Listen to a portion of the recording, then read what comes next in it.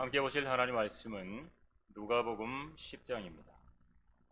누가복음 10장 25절부터 37절입니다.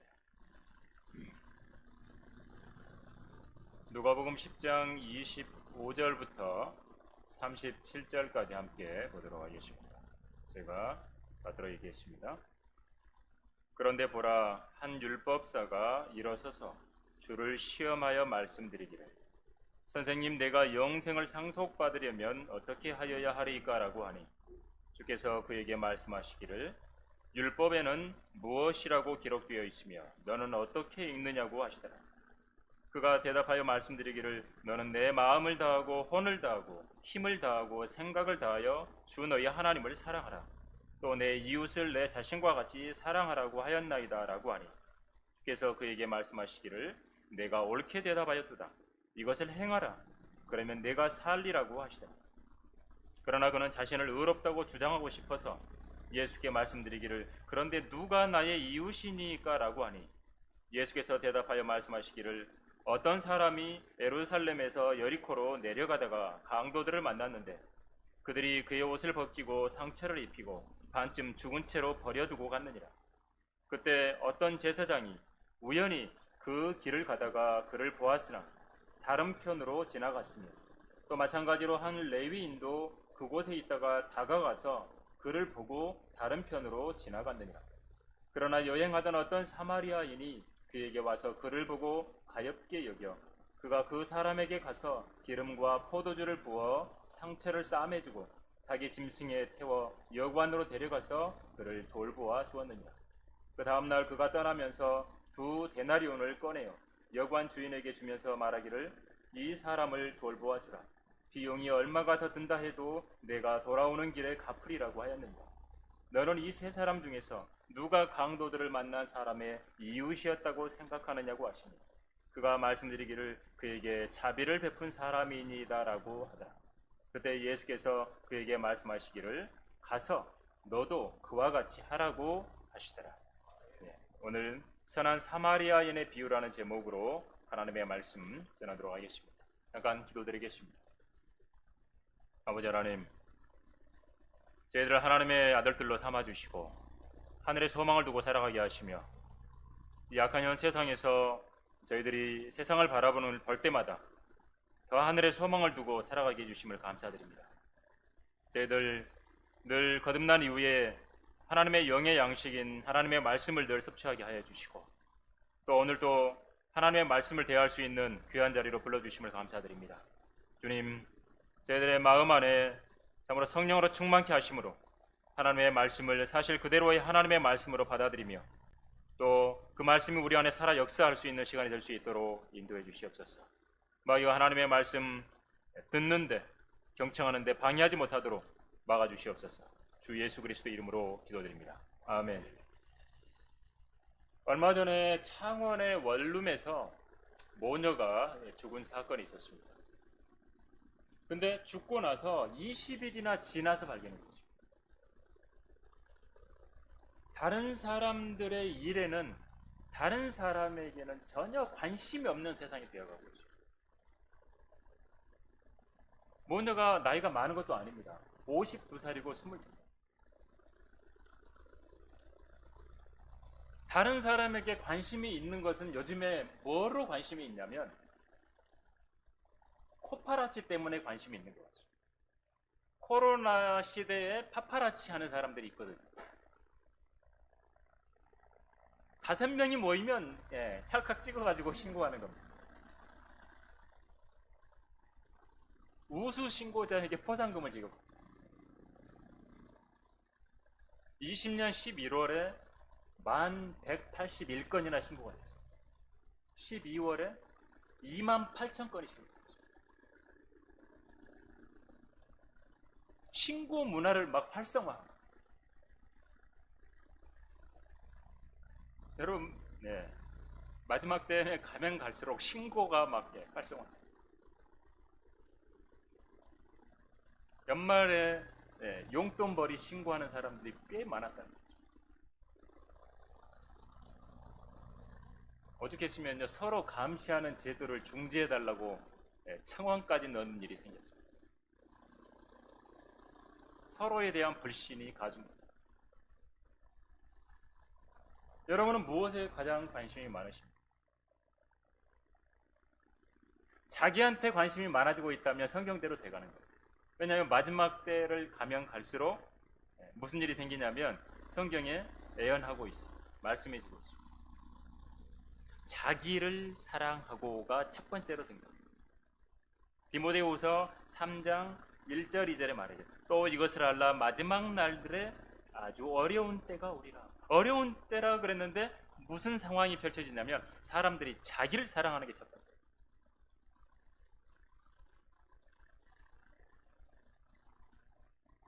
근데 이제 이게 지나치게 돼서 어떻게 됐냐면 나만 사랑하는 거죠. 자기만. 오늘 본문은 선한 사마리아인의 비유로 잘 알려져 있습니다. 이 비유의 시작이 뭐냐면 율법사가 등장을 해서 우리 주님을 시험하려고 질문을 합니다. 선생님, 내가 영생을 상속받으려면 어떻게 해야 됩니까?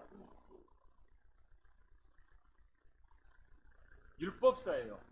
그러니까 유대인 사회에서는 지위가 있는 공식적인 사람, 율법사예요. 대단한 사람. 근데 우리 주님은 뭐예요? 그냥 아무것도 아니고 비공식적인 어떤 자리에 있는 분. 그러니까 주님을 자꾸 평가절하를 시키려고 하는 거죠. 율법사가 그런 의도로 질문을 한 겁니다. 주님이 뭔가 부족한 분이다. 주님이 뭔가 좀 잘못하고 있는 분이다. 예, 자기는 율법사니까 자기가 대단하다. 이걸 하려고 질문을 한 거예요. 순수한 질문이 아니죠. 진짜 말씀을 알고 싶어서 뭐 그렇게 질문한 게 아니에요. 그거였다면 주님이요 친절하게 설명해 주셨어요.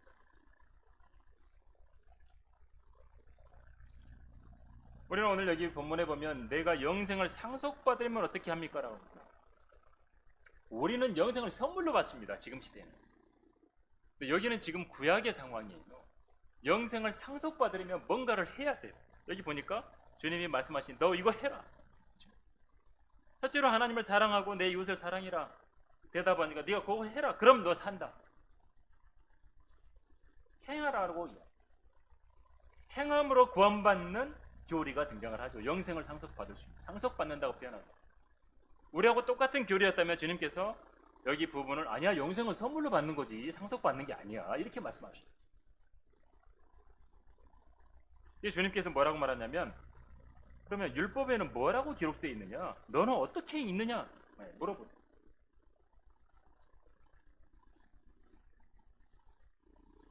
중요하죠. 성경이 있으면 어떻게 읽느냐 이게 중요하죠. 내 마음을 다하고 혼을 다하고 힘을 다하고 생각을 다하고 하나님을 사랑하고 이웃을 내 자신과 같이 사랑하라고 되어 있습니다. 율법에는 이렇게 얘기해요. 그랬더니 주님이 내가 옳게 대답했다. 그럼 너 그거 행해라. 그럼 너 산다. 하나님을 첫째로 사랑하고 그 다음에 두 번째로 내 이웃을 내 자신과 같이 사랑하라. 그러면 되죠. 근데 수많은 사람들은 첫째로 하나님을 사랑 안 해요. 항상 살다 보면 이방인들은 뭐 그렇고 구원받지 않은 사람도 그렇고 뭐 어느 순간에 보면 내가 앞에 가 있는 경우도 있고 다른 게 앞에 가 있는 경우도 있고 그러면 또 정신 차리고 내가 잘못했네. 우리 그리스도인들은 또 돌이키죠.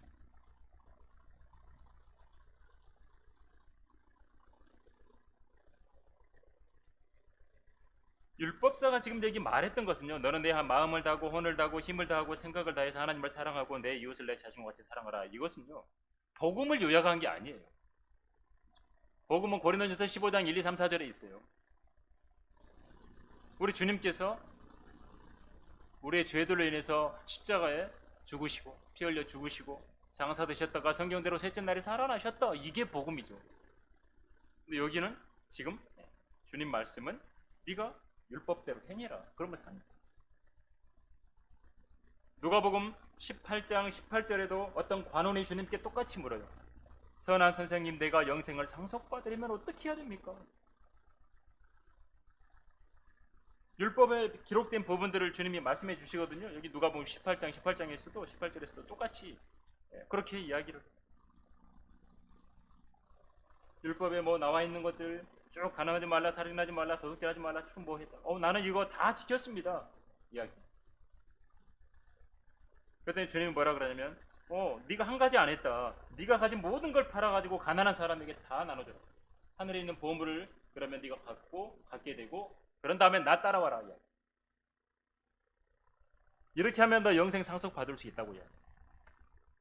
근데 이 관원이 큰 부자였어요. 이 주님 말씀 듣고 굉장히 슬퍼했다고 성경은 나와요. 다 팔아서 가난한 사람 다 줘야 되는 거예요. 그래야 영생 받는 거예요. 지금 시대도 뭐 우리가 가진 재산 다 팔아서 가난한 사람 나눠주면 우리 저기 영생 받는 거예요? 그건 아니잖아요. 교리적으로는 다르다는 거죠. 지금하고.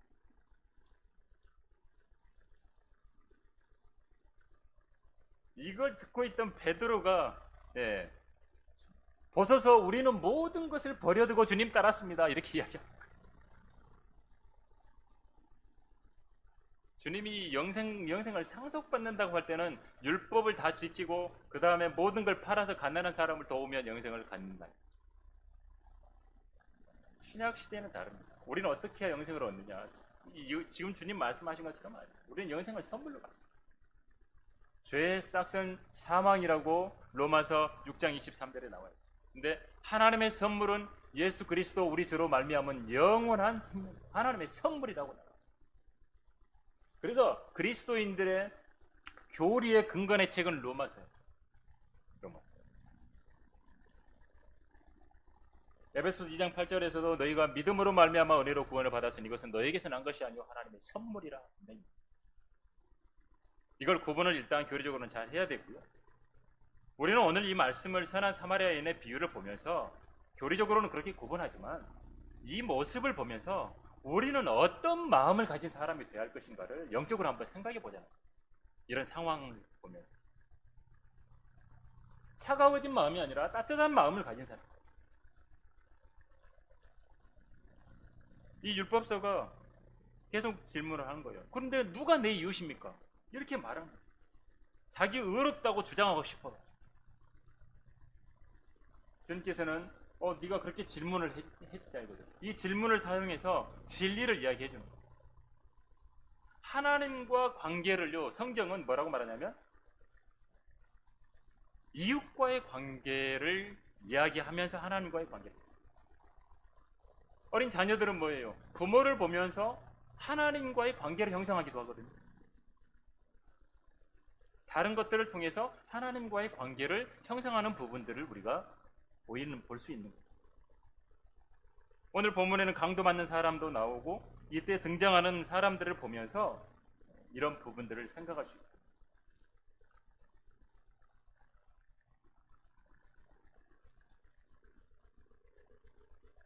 여러분, 성경에는 구약에서 어떤 구약적인 개념으로 이웃이라고 말하는 것은요, 누구를 말하냐면 야곱에게서 태어난 한 피 받은 형제, 그걸 의미해요. 유대인을 말합니다. 이웃이 곧 형제예요. 유대 사회에서. 이런 개념을 이제 가지고 있는 그런 유대인들에게 주님께서 선한 사마리아인에 대해서 말씀합니다. 유대인들이 듣고 이제 놀라게 되는 부분이 됩니다. 첫 번째로 강도 만난 사람이 등장을 합니다. 강도가 이제 이 사람을 이제 공격을 하고 다 뺏어가고, 어떤 사람이 예루살렘에서 여리코로 내려가다가 강도들을 만났습니다. 우리가 여러분이 성경을 보면서 영적으로 한번 생각할 때는요, 단어 하나도 우리가 묵상할 수 있는 거예요.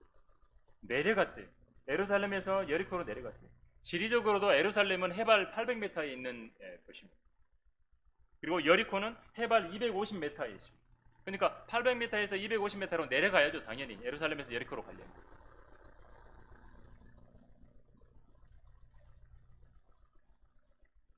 예루살렘은 거룩한 성읍이고 여리코는 저주받은 성읍이고, 보면 여호수아에 모든 게 무너져 버렸잖아요. 여리코. 예루살렘에서 여리코로 간다. 이것은 하나님에게서 떨어져 나와서 저주를 향해 가는 상황. 어떤 사람이 내려갔다. 그냥 지리적으로만 내려간 게 아니라 이 사람은 죄의 나락으로 떨어져서 멸망으로 가고 있는 어떤 그런 모형인 거죠. 내려가다가 일을 당한 거예요. 강도들을 만난 거예요. 그러니까 옷을 벗기고 상처를 입히고 반쯤 죽은 채로 버려두고 가버립니다. 여러분, 강도하면 무슨 생각을 할 수 있습니까? 도둑은 도둑질하고 멸망시키려고, 죽이고 멸망시키려고 마귀가 하는 거야. 마귀가 어떤 사람을 지옥에 보내려고 그 안에서 모든 걸 훔쳐가 가는 거죠. 씨 뿌리는 비유에서도 마귀가 와서 다 뺏어가 버려요. 이런 죄인의 상태, 한없이 내려가는 거예요. 수치가 드러나고 벌겨벗겨져 있고 더러운 걸레와 같은 걸 걸치고 있는 거예요. 이게 죄인의 상태. 이제 상처를 입고 다쳐서 스스로 움직이지도 못하고 반쯤 죽은 채로 누워있다.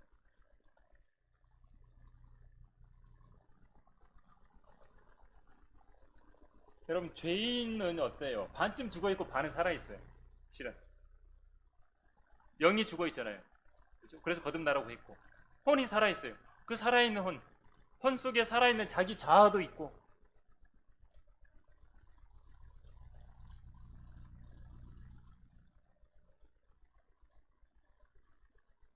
극단적 칼빈주의는 자기의 자유의지까지 죽어버렸다고 이야기를 하지만 우리 자아는 살아있어요. 자아의지는 살아있어요. 우리가 주님을 구주로 믿고 영접하면 하늘 아래 갈 것이고 거부하면 지옥으로 가는 거예요. 선택권은 자기한테 있는 거지 하나님이 결정하는 게 절대 아닙니다. 주님이 이미 죗값을 지불해 놓으신 것은 사실이에요. 복음을 통해서 딱 제시해 놨는데 그걸 내가 믿고 또 누군가를 통해서 죄의 찔림을 주면 반응해서 내가 구원 받으면 되는데, 영접하는 건 자기 선택이 달려있다.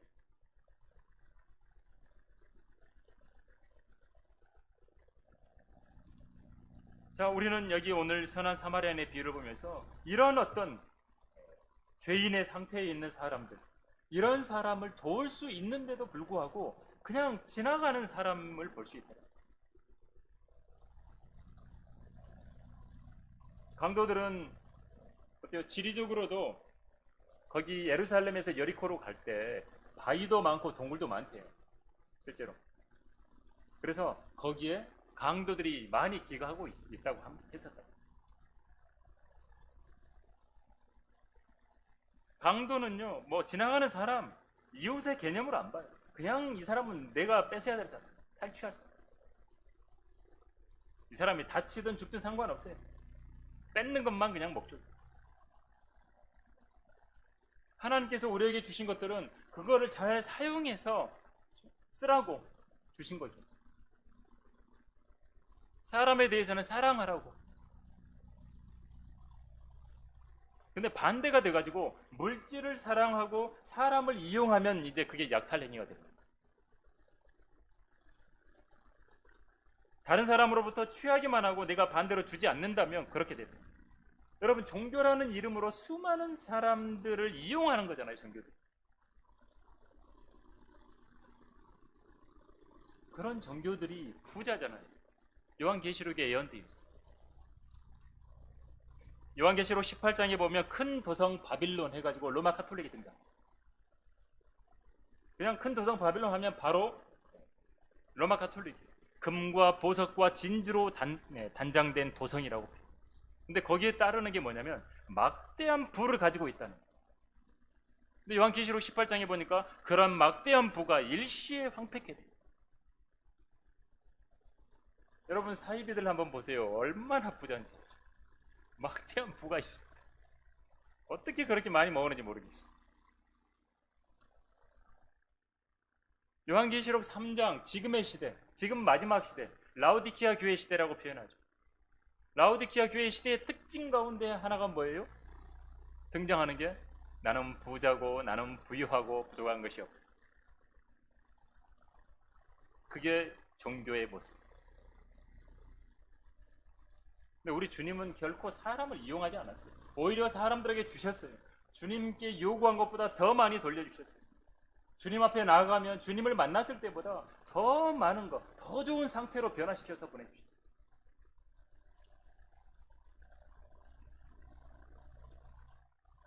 근데 율법사한테 가면 어떻게 되죠? 율법사, 서기관, 바리새인들한테 가면 갔다가 더 짐을 지고 들어와. 더 많은 무게를 짐을 지고 나오게 돼버리죠. 우리 주님은 그렇게 안 보내셨어요. 상처 입었으면 치료해 주시고, 고쳐주시고, 위로해 주시고.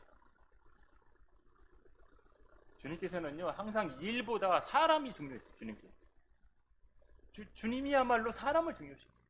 지금 세상 인권 하지만 진짜 사람을 중요시하는 것은 우리 주님이에요.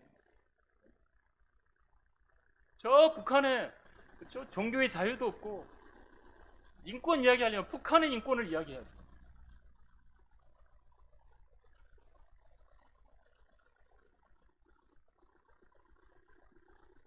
여러분, 하나님께서는요, 사람에 대해서 너무나 관심이 많으시고 사람에 대해서 오래 참으시고 오래 기려 바르게 살아가요. 하나님께서 요나에 대해서도 얼마나 많이 참아주셨습니까? 하나님 말씀하셨는데 도망가잖아요. 타시스로 내려가고 배 아래층으로 내려가고 바다에 던져지고 내려서 고래 뱃속으로 들어가고 지옥까지 내려가는 게 좋은 일이 아니에요. 조금 힘들더라도 그리스도인의 방향은 뭐예요? 올라가는 거예요. 올라가는 거예요.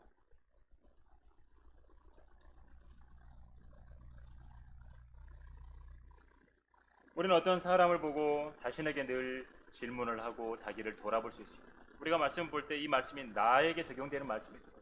그래서 내가 이래야 되는구나, 이렇게 하면 안 되는구나. 우리는 몸으로 사람들을 공격하는 강도처럼 살아가지는 않지만 우리가 말하고 우리가 어떤 태도를 보이고 이게 강도처럼 상대방에게 공격하고 상처를 입힐 수도 있다는 것도 우리가 영적으로 생각할 수 있죠. 성경은 뭐라고 말합니까? 우리들에게 강한 자들이 마땅히 연약한 자들의 약함을 담당하라고 합니다. 강한 자가 오히려 약한 자를 힘들게 하라는 게 아니라 약하니까 약한 사람들을 담당하라고 말합니다. 로마서 15장. 그리고 자신을 기쁘게 하지 말라. 오히려 우리 가운데 각 사람은 선을 위하여 자기 이웃을 기쁘게 하고 세워주자라고 말합니다. 여기 로마서 15장의 이웃은 바로 옆에 있는 형제 자매들입니다. 두 번째 사람이 등장하죠. 제사장이 등장하고 레위인이 등장합니다. 31절에 보니까 그때 어떤 제사장이 우연히 그 길을 가다가 그를 보았는데 다른 편으로 가고, 레위인도 봤는데 다가가서 보기까지 합니다. 근데 다른 편으로 지나가.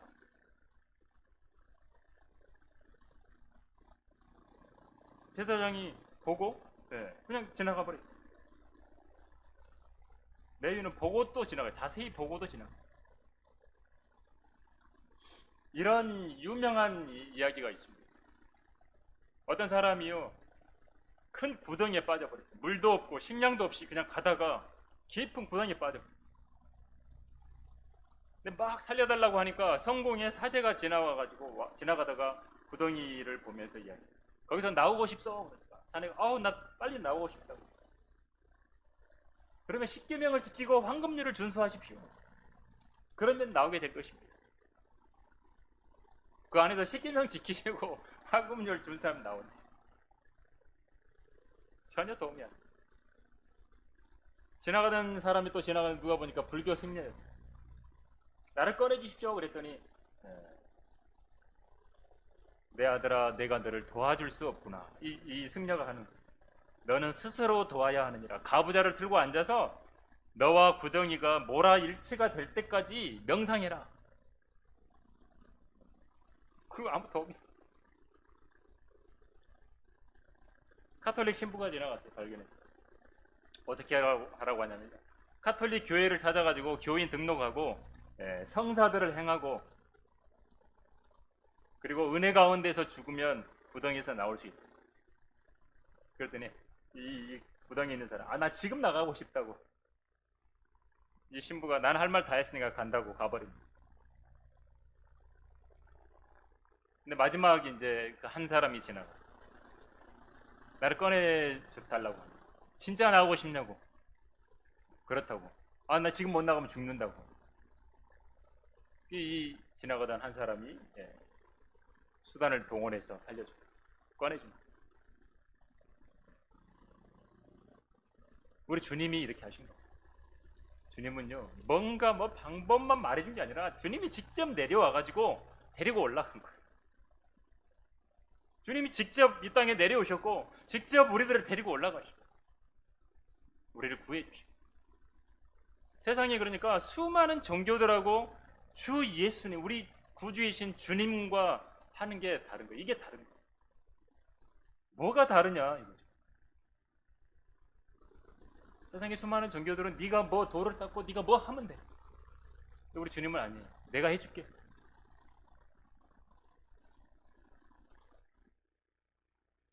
직접 우리 주님이 십자가에 죽으십니다. 제사장, 그 다음에 레위인 어떠세요? 강도 맞은 사람 봤지만 그냥 지나가 버립니다. 제사장은 그랬을 거예요. 나는 성전에서 일을 다 했다고. 너무 성전에서 일 다 했으니까 나는 뭐 안 도와줘도 된다고 그냥 가버렸어요.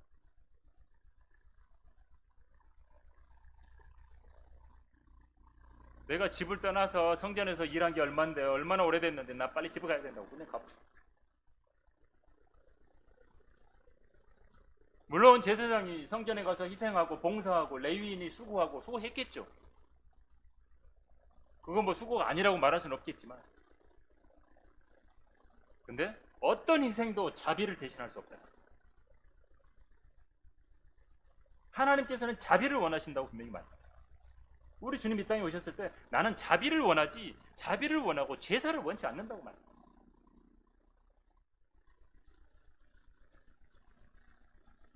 깊게 따지고 들어가면 이건 지도자들이 잘못일 수 있죠. 레위인 잘못일 수 있고,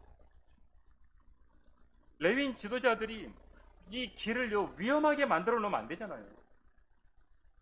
도로가 여러분 뭐 갑자기 구덩이가 생기고 파져 있는데 갑자기 그걸로 사고가 났다 그러면 도로 책임지는 그 관리하는 데다가 이렇게 보상을 청구하죠. 카인도 그랬어요. 하나님께서 말씀해, 네 동생 어디냐? 나 모릅니다. 내가 내 아우를 지키는 자입니까? 이렇게 이야기해요.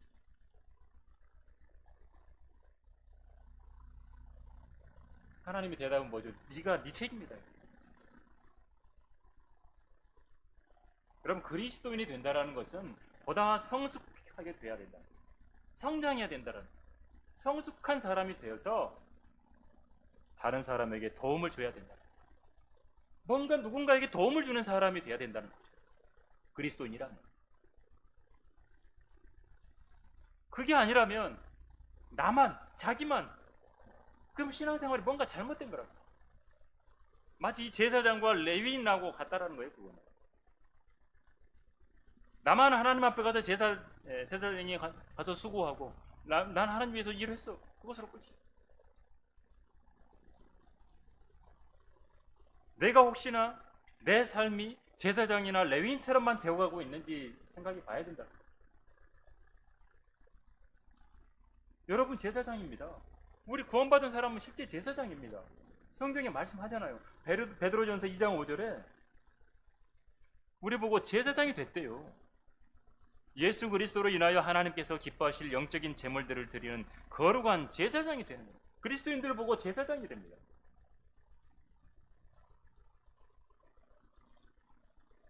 그 지나가던 제사장이 그러겠죠. 다른 사람이 도와주겠죠. 뒤에 오늘 레위인도 마찬가지예요. 뭐 다른 사람이 도와주고. 앞에 가던 제사장도 안 도와줬는데 내가 뭐 나라고 도움을 줘야 돼. 지나가버려. 자신이 관심을 가져야 될 일들에, 하나님과 관련되어 있는 일들에 관심을 갖지 않는 것을 자꾸 다른 사람을 핑계로 대요. 하나님은 항상 너는 어떠냐, 너는 어떠냐거든요. 여러분 선을 행할 수 있을 때 행해야 돼요. 그게 아니라면 그것도 잘못한 거라고. 우리가 인생을 살아갈 때 내가 모든 걸 내 위주로 살아가기를 원한다면 여러분 누군가가 도움을 구할 때 귀찮은 것이 되어버립니다. 여러분이 주님의 사랑을 나누면서 살기를 원한다면 여러분에게 누군가가 도움을 청할 때 너무 하나님께 영광을 돌릴 수 있는 주님을 이야기할 수 있는 너무나 좋은 기회가 됩니다. 여러분, 하다못해 여러분에게 누군가가 길을 물었어요. 그럼 친절하게 가르쳐 줘야죠. 대충 이렇게 가고 저렇게 가고 저렇게 가라고 뭐 턱으로 가르치지 말고 제대로 가르쳐. 그러면서 전도지 한 장이라도 드리면 읽어볼 거 아닙니까? 고마워. 세 번째로, 뭐 지나간 사람은 여기 뭐 제사장, 레위인 이렇게 나왔는데 율법사도 마찬가지로 똑같이 한 부류의 사람이라고 생각을 해보자고요. 세 번째, 율법사. 율법사는 구약의 율법의 전문가입니다. 율법 물어보면 바로 대답해요. 주님께서 율법에 뭐라고 기록되어 있고 너는 어떻게 읽느냐 그러니까 쫙 줄줄줄 이야기 잘하잖아요. 신학자고 하나님 말씀 연구하고 대단한 사람이죠. 근데 이 율법사가 질문하는 것 중에 내가 영생을 상속받으려면 어떻게 해야 됩니까? 이렇게 질문하면서 이 잘못된 질문이죠. 주님 시험하려고 했다는 거죠. 주님 넘어뜨리고 학문적으로 뭐 토론하려고 하는 거예요. 그러면 끝까지 또 지기 싫어가지고 누가 내 이웃입니까? 이야기했던 거예요. 여러분, 세상에서요 아무 일도 하지 않는 가장 좋은 방법 중에 하나는 뭐냐면요, 그 일에 대해서 계속 토의만 하는 겁니다. 계속 회의만 하는 거예요. 범죄에 대해서 수많은 연구를 하고 계속 하잖아요. 근데 범죄는 계속 돼요.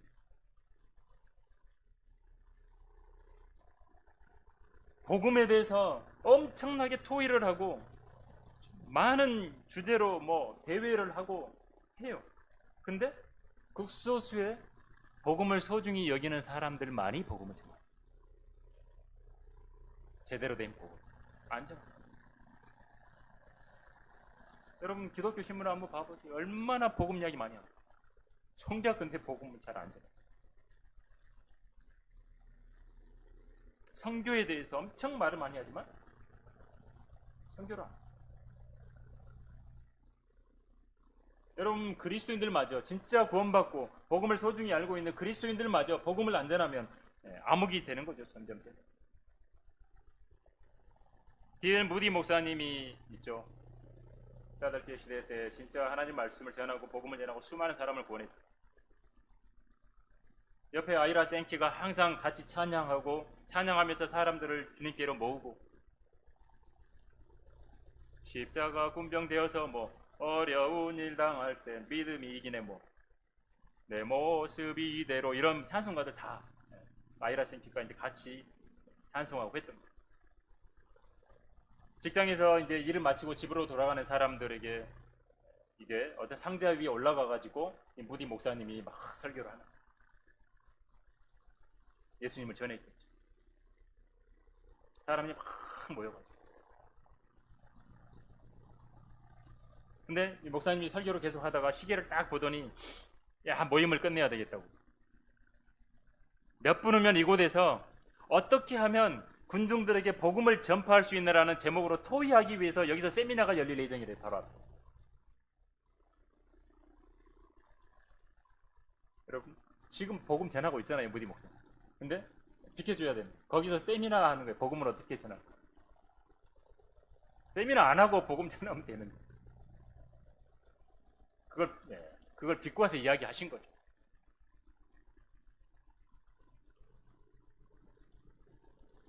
본문의 이 율법사는 이웃이 누구냐 계속 그냥 이런 이야기만 하려고 한 거예요. 그래서 주님이 선한 사마리아인의 비유를 이야기한 거예요. 강도 맞아서 죽게 된 사람, 구체적으로 이야기를 하죠. 중요한 건 누가 내 이웃입니까? 찾는 게 아니라 내가 누구에게 이웃이 될 수 있느냐, 이거죠.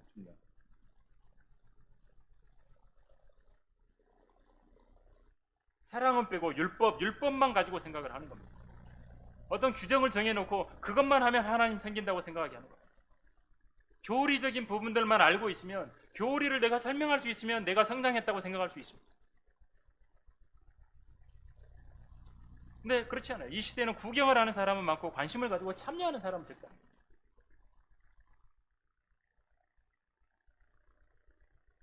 강도 맞은 사람은요, 토론을 원하는 게 아니에요. 회의하는 걸 원하는 게 아니라 도움을 원하는 거죠. 그래서 그리스도인의 삶을 한마디로 하면 주는 삶이 돼야 돼요. 도움을 주는 삶. 성경에서도 주는 것이 받는 것보다 복이 있다고 말해요. 우리가 주님께로부터 받았고 무엇인가를 받았다면 우리는 또 다른 사람에게 또 줄 수 있는 삶. 계속 전달.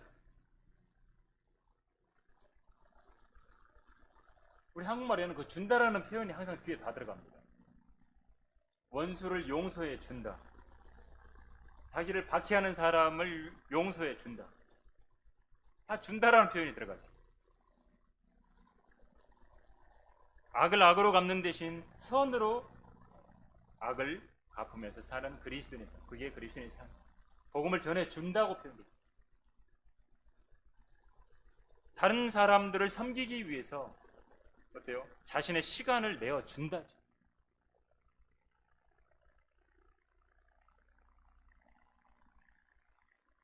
네 번째로 여관 주인도 등장합니다.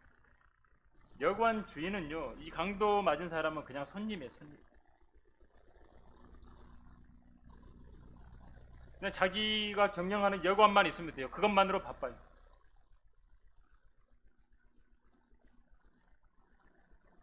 그냥 이 여관 주인처럼 많은 사람들이 행동하기도 합니다. 그냥 손님 맞는 것처럼. 여관 주인은 진짜 이 사람이 불쌍했다면 돈을 주는 이 2데나리온을 주는데 필요 없다고 나도 이게 돕는데 동참하겠다. 나도 이 불쌍한 사람 도와주겠다. 당신 1데나리온만 내라고 나도 1데나리온 투자해서 도와주겠다고. 우리가 하나님 일을 할 때도 다양한 형태로 하나님 일을 하는데 이 동기가 중요하다는 거죠. 어떤 동기로 하느냐. 바리새인들도 금식하고 기도하고 다 했어요. 연복교회 헌금도 냈어요. 어떤 동기로 했느냐. 하나님께 영광을 돌리는 것이냐 아니면 사람의 칭찬을 원하는 것이냐. 그래서 우리는 늘 영적인 동기를 바르게 하는데 늘 주의를 기울여야 된다. 여러분이 사랑으로 섬기고 주님을 기쁘시키려고 그렇게 하기 위해서 수고한다면 주님 주시는 만족과 주님 주시는 기쁨과 주님 주시는 복이 안에 있는 거예요. 그래서 성경은 고린도전서 4장 5절에 주님이 오시기 전까지는 아무것도 판단하지 말라고 해요. 왜냐하면 마음의 의도와 이런 것은 하나님만이 아시거든요. 그때서야 하나님께로부터 각 사람의 칭찬을 받는다고 말씀합니다. 마지막으로 이 5번째 사마리아 사람의 이 선한 사마리아 강도 맞은 자 내버려 두지 않았어요. 사마리아인이라고 말하니까 이 율법사가 깜짝 놀랐을 거예요. 사람 취급을 하지 않는 사마리아인이 등장을 하는 거예요. 유대인에게 있어서는 사마리아인은 사람이 아니라 사람 취급. 사마리아인하고는 유대인들은 상종을 안 했어요. 상종. 유대인들은요 매일 아침 기도할 때 자기가 여자로 태어나지 않았음을 감사해요. 성경에 숫자 쓸 때 여자는 숫자 안 셉니다. 남자만 몇 명이다 숫자 써요. 이방인으로 안 태어났으니까 감사하다고, 사마리아인으로 태어나지 않았다고 감사했다고 그렇게 기도해요. 이 바리새인들은요 사마리아인들은요 부활해서 제외되기를 기도했을 정도로, 아니 사마리아인은 부활해서 빼달라고. 이방인은 유대교로 개종할 수 있었는데 사마리아인은 유대교로 안 받았어요. 그 정도였어요. 왜? 유대인하고 이방인의 피가 섞여서 혼혈족이 된 거잖아요. 사마리아.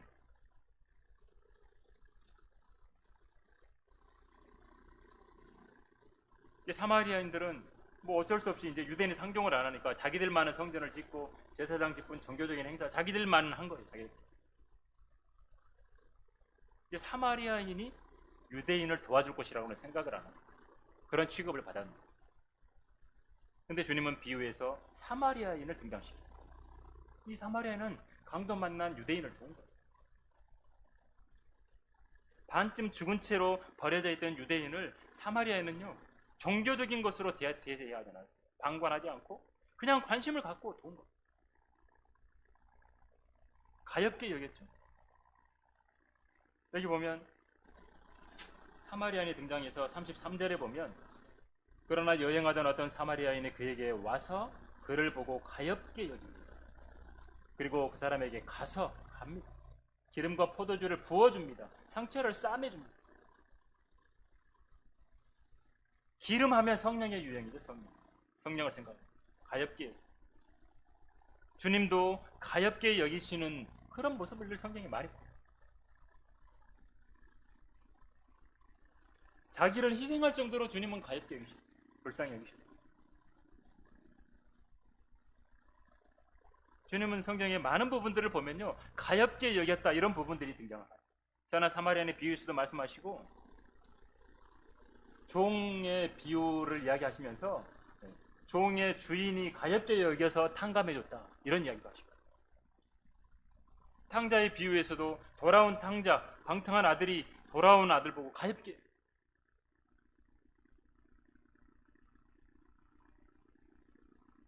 돌아온 아들을 보고 가엾게 여겨서 달려가서 목을 안고 입 맞췄다.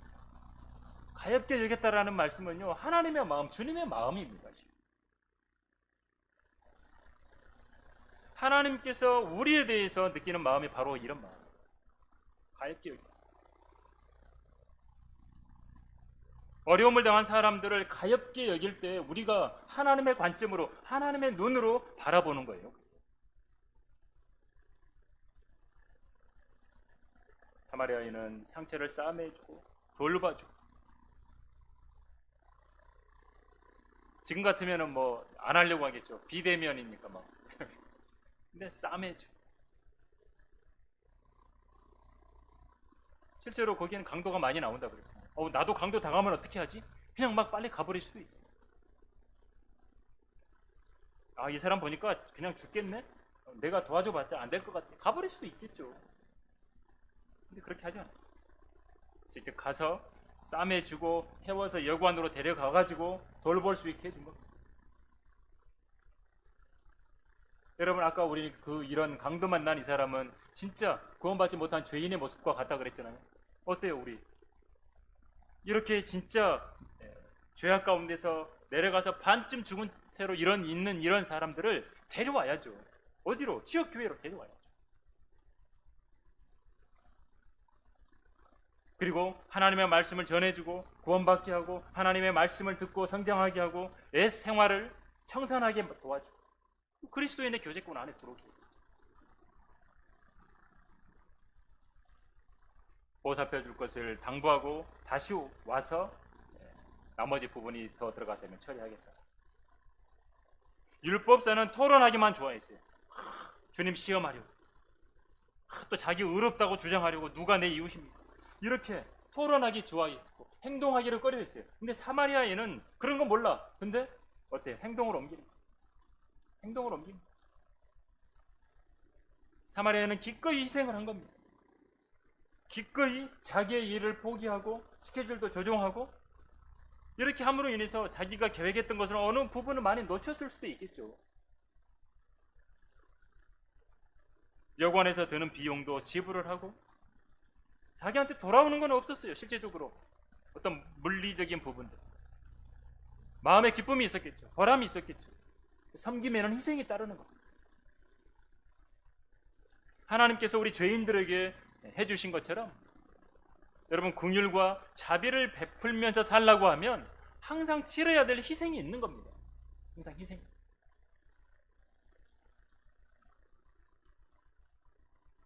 여러분 뭔가요? 대가를 치르지 않는 것은요 성과를 잘 못 거둬요.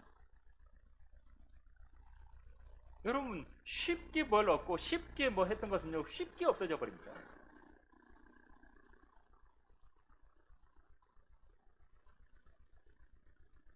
여러분 학창시절에 공부하실 때 여러분 벼락 공부도 해보시잖아요. 벼락 공부하면 시험 볼 때 딱 생각났다 그 다음 딱 시험 끝나고 나면 다 잊어먹고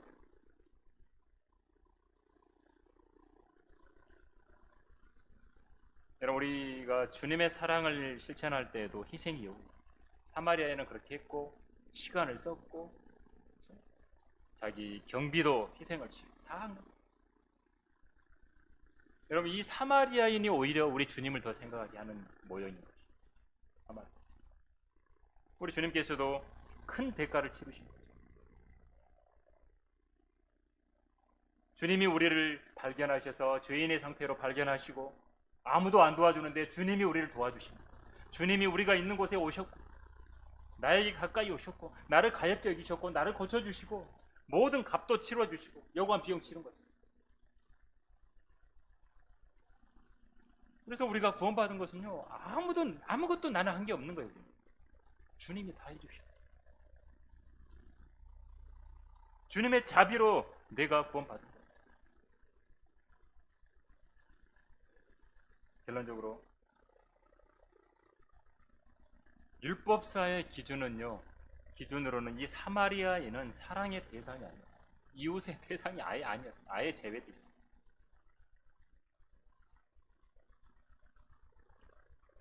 그런데 누가 나의 이웃입니까?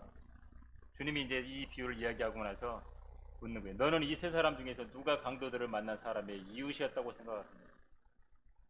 주님이 이 말씀하신 것은 율법사를 꾸짖는 겁니다. 위선을 드러낸 겁니다. 사마리아인 같은 사람, 네가 그렇게 취급하는 사마리아인도 그렇게 유대인에게 자비를 베풀어가지고 선을 베풀어주는 이웃이 될 수 있는데 율법을 알고 있는 너 유대인으로서 너는 뭘 했느냐? 율법을 알고만 있으면 뭐하냐?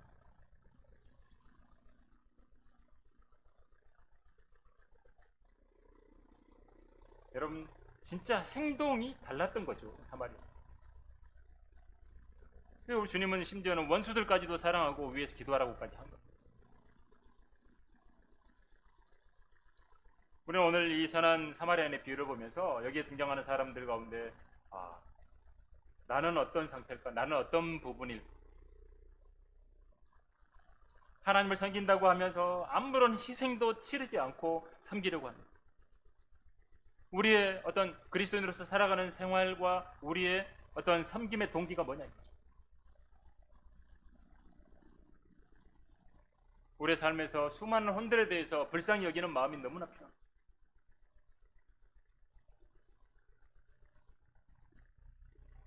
주님이 이제 오실 때가 멀지 않았는데 이럴 때 더 그런 마음이 필요합니다. 라오디게아 교회 시대의 마지막 때, 지금 마지막 시대의 모습을 이야기하는 라오디게아 교회의 모습은 성경이 뭐라고 말합니까? 차지도 않고 덥지도 않다.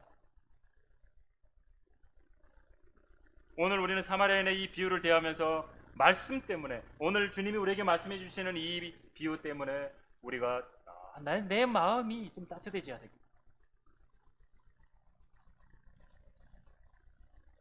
차가운 사람이 되지 말고 도움이 필요한 사람들에게 도움을 줄 수 있는 그런 성도들, 복음을 전해주고 진리로 행동하고 뭔가 행동으로 보여줄 수 있는 그런 성도들이 되어야 되겠구나. 그런 마음을 우리가 가져야 됩니다.